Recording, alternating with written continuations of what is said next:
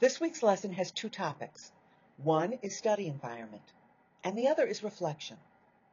I want you to look back on the entire semester and think about how the strategies you have applied and incorporated into your routine has affected your learning. But first, let's begin with study environment.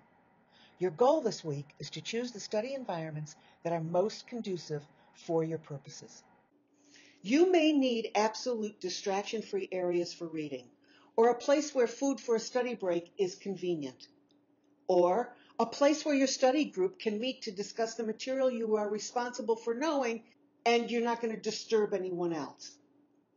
Do a little experiment for yourself and use this chart to record your results.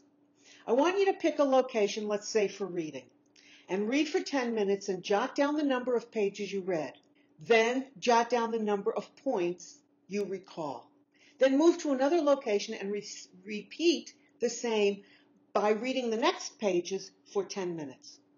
Compare the number of pages you read in the first reading with the number of pages in the second reading and the amount of information you recalled from each. Do you notice a difference? Did you remember more reading in one location more than in another? And was that the location that you read more pages? If you're doing math problems, then record the number of problems you solved in 10 minutes. You need to do the same activity, so do the next couple of problems in order to compare any differences in effectiveness. So do 2 math sets of problems, or if you're writing a paper, record the number of pages written. This may give you a clue to which is a better location for you to use for, let's say, reading or math or paper writing or whatever activity. Once you complete your experiment, you'll be more aware of the characteristics that make the environment conducive for your ability to focus. The more efficient you are for academics, the more time you will gain for socializing. And remember, that's very important.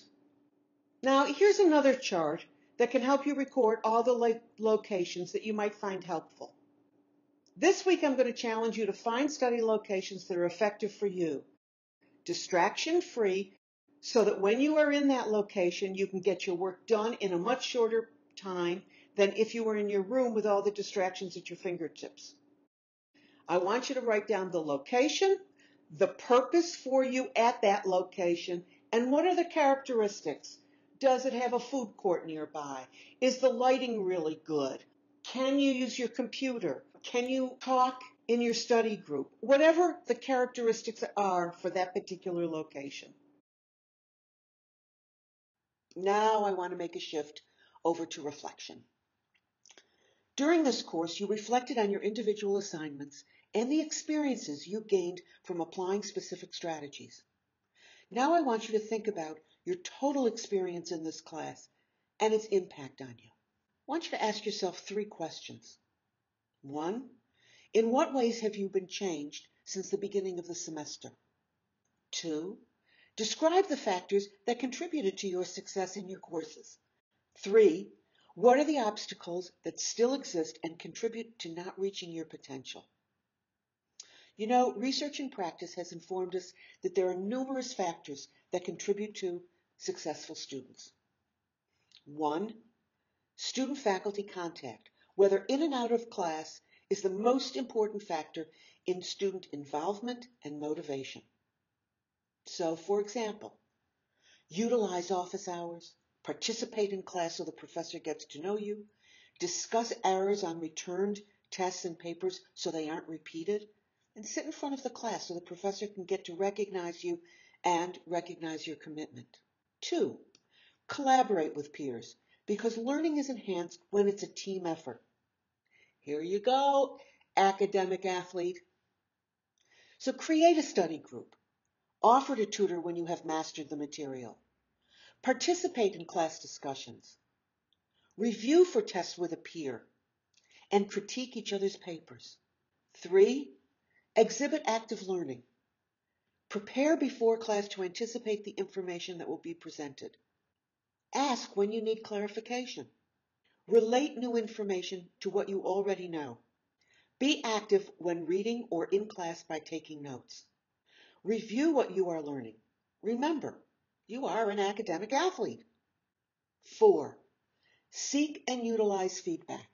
That is, make sure you understand the written feedback on submitted work. I know students who don't even read it. Oh my word, Lordy B. Discuss how to use the feedback in preparation for the next assignment. Anticipate test questions and answer them to help you assess the information you are learning or need to learn. And assess your preparation on a class-by-class basis. 5. Use time on task, but using the time wisely is essential. So complete your assignments on time. Attend class regularly. And make sure your focus is on what the professor is talking about. Proofread written work before it is submitted. Chunk the task to focus your attention. Communicate high expectations. Set personal goals for your achievement and work toward them. Understand the professor's goals by using the syllabus and in particular the course structure. Take pride in submitted written work. Use the resources in the course that the professor provides or suggests. And the last one, number 7, is to respect the diverse talents and ways of learning. So adjust your learning strategies to help you meet the goals of the specific course. Seek out different students for study groups. Discuss issues from the course with students whose background or viewpoints differ from yours. Demonstrate respect for those students in your class who have different backgrounds and different values. In the time that is left in this semester, make an effort to address those areas that are holding you back from the academic achievement you are capable of. Remember, academic athlete, continue to practice.